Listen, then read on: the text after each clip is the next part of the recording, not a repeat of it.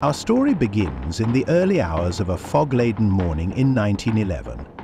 London's East End stirred awake, unaware of a tragedy unfolding in its shadowy alleys. A daring heist was in progress at the Bank of London, one of the boldest robberies in the city's history. But this was no ordinary crime. The burglars had spent months tunneling beneath the city, navigating sewers and underground passageways, calculating every inch of their path with meticulous precision. Their goal? To reach the bank's impenetrable vault from below, bypassing every guard, every lock, every alarm. The mastermind behind this audacious plan was known only by his pseudonym, the Engineer. A former architect with a knack for maps, he had gathered a small group of outlaws, each skilled in their own craft, a locksmith, a chemist, and a cartographer. Together, they were a well-oiled machine. The tunnel was their lifeline, and every inch was fraught with danger. Gas leaks, collapsing soil, and the ever-present threat of discovery loomed large. But they persevered, inching closer to their target with every passing night. After months of toil, they breached the vault. Inside lay a fortune: gold bars, priceless jewels, and stacks of currency. In silence, they loaded their loot into sacks, leaving no trace behind. As the city slept, they vanished into the labyrinth of tunnels they had created. When the bank opened the next morning, chaos erupted. The vault door was intact, the locks untouched. It was as though the treasures had evaporated into thin air. Scotland Yard was baffled, their finest detectives unable to find a single clue.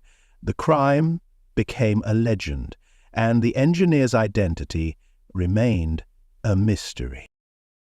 Fast forward nearly a century later, to 1990. Another heist unfolded, this time in Boston. The infamous Isabella Stewart Gardner Museum robbery.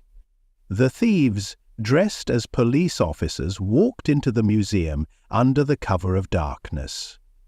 They subdued the guards and spent 81 minutes choosing their loot. The stolen pieces included Vermeer's The Concert and Rembrandt's Storm on the Sea of Galilee.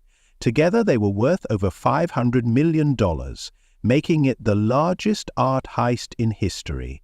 The empty frames still hang in the museum today, haunting reminders of the crime. But the common thread between these crimes was not just their audacity, it was the silence. No alarms were triggered, no witnesses came forward, and no suspects were ever definitively identified. These were crimes orchestrated by ghosts, figures who moved in the shadows, leaving no trail behind. As the years passed, the Gardner heist became more than a crime. It became an obsession. Investigators followed leads across continents, from the back streets of Boston to the underworld of Europe. But every lead ended the same way, with silence. The stolen art remains hidden to this day, its location known only to the thieves.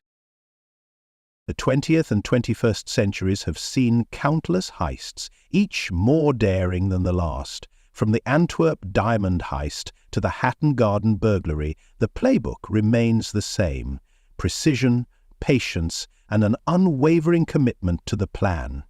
These crimes are not just about greed, they're about mastery. Perhaps that's why they captivate us. These heists are the ultimate chess game, where every move is calculated, every risk is weighed. And yet, for all their planning, the end result is always uncertain. It is a battle against time, luck, and the ever-watchful eye of justice. If you can solve this problem tomorrow morning or later, you may have missed the chance to take advantage. Some of these crimes remain unsolved, their perpetrators long gone, their treasures hidden in vaults, caves, or even plain sight. Others have been caught, their tales immortalized in history books and court records. But one thing remains certain: these crimes remind us of the thin line between genius and infamy. Because in the silent shadows where these crimes are born, the only sound is the echo of a question. How far would you go for the perfect heist?